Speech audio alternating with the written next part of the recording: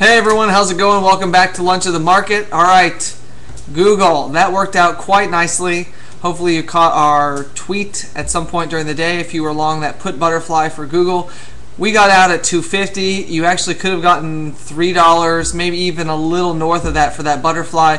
We put that on Wednesday. We paid $1.30 to $1.40 to put that on. We took it off today for $2.50. It's about a 74% rate of return. Not too shabby for 3 days worth of work. We actually did some digging to see if there's another trade in Google, and when we did, we found, get this, EPS in 2009 was in the $5 to $6 range. So if you go back on a 2-year chart, you look at the last earnings that you can see on the 2-year chart, the earnings were coming in around $5 and change. Then in 2010, they start going to $6 and change. By the end of 2010, they were coming in at $7 and change. And then for the 2 quarters that they've reported this year, Google's earnings have come in above $8 a share both times. What does all that mean? Well, it means if you do some fancy math, and we just say, let's just say Google earns $8 a share, right? You're kind of ignoring the fact that they've actually earned over $8 a share. On $32 in earnings, Google trades at, let me see where I put that, 17 and a half, 17. I think it trades at a 17 multiple. Look, that is ridiculously appropriate for a company that's growing their earnings like Google's are. I mean, if you think about it, their earnings a year earlier were $2 less. They came in at about $6.87. If you go back to January of 2010, and January of 2009, Google's earnings came in at about $8.70. I mean, we're talking about $2 a share EPS growth on a year-over-year basis for that first quarter. And then, of course, second quarter was better year-over-year.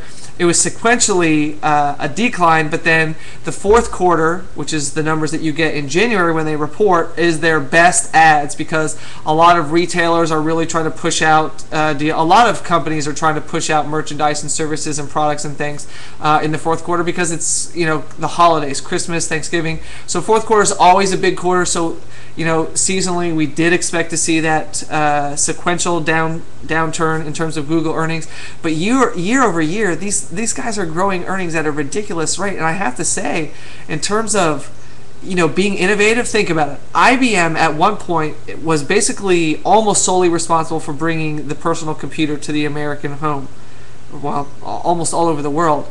Now IBM doesn't even make computers. Take a company like Netflix. Netflix has an unbelievable growth. We have made wonderful money trading Netflix. It's been a great stock. We love the service. There's tons of good things to say about Netflix.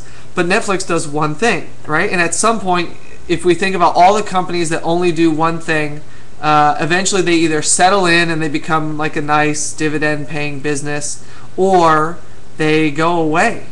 They get bought by somebody else. Wouldn't that be terrific? Gosh, we would love for somebody to acquire Netflix.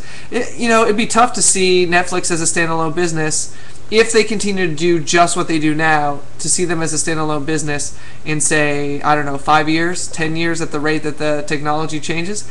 But Google, I mean, what does Google do? Sure, they're probably the world's biggest advertising company, but they do a ton more. And I know they get criticized a lot from Wall Street for kind of, it's like the spaghetti thing. They throw a bunch of noodles, right, and they at the wall and they see what sticks. But the reality is that it's this kind of innovation that keeps your company relevant 10 years later, 15 years later, 20 years later, 100 years later.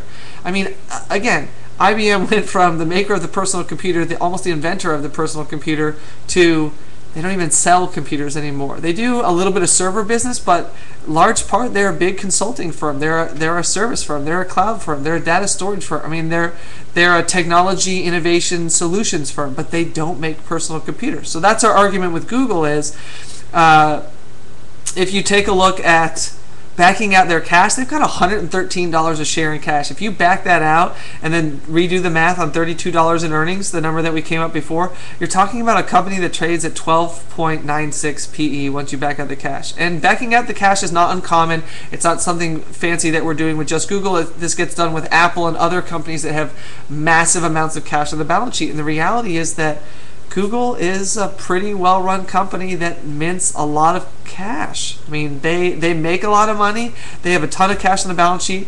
They actually did a debt offering around 2% for some paper. I mean, less than you get paid on a 10-year treasury. And they're really smart guys, and I wouldn't underestimate it. So I understand that the chart has been absolutely terrible, and I'm definitely not saying on a chart basis this looks fantastic, but I have to say on a fundamental basis there's a really good case why Google should be a $600 stock.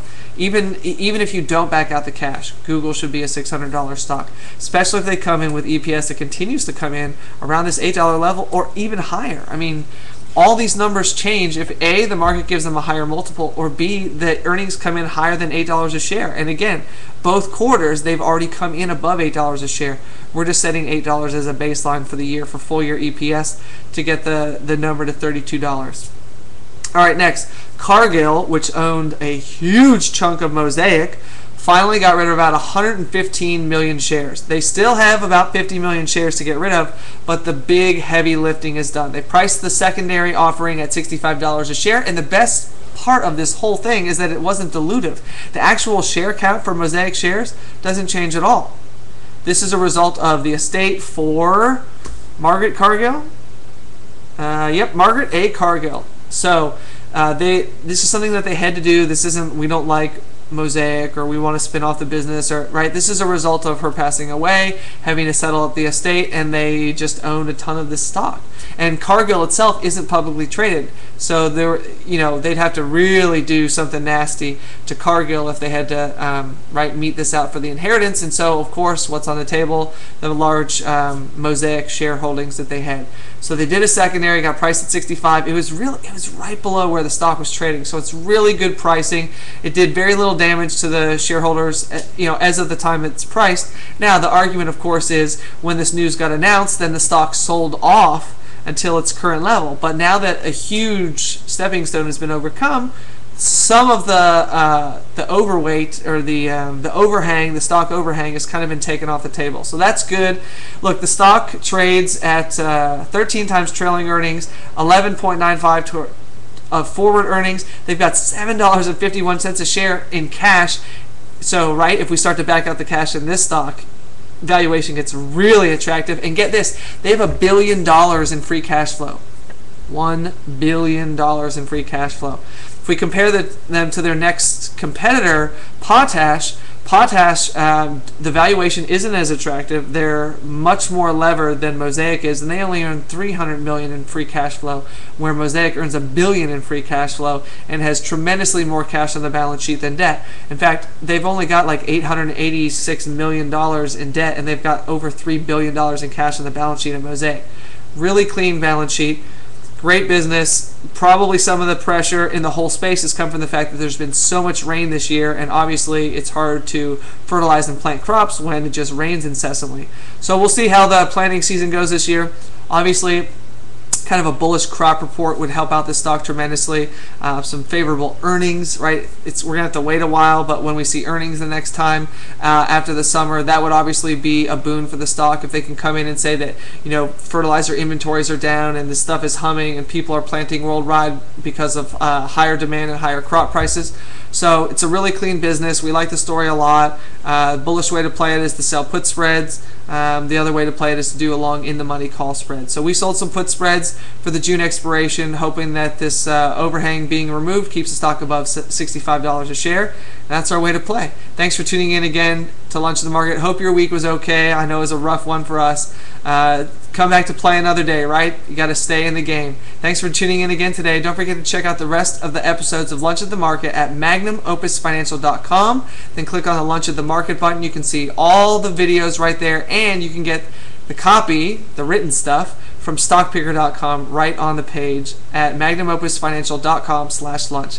Thanks for tuning in again today, and we will see you on Monday.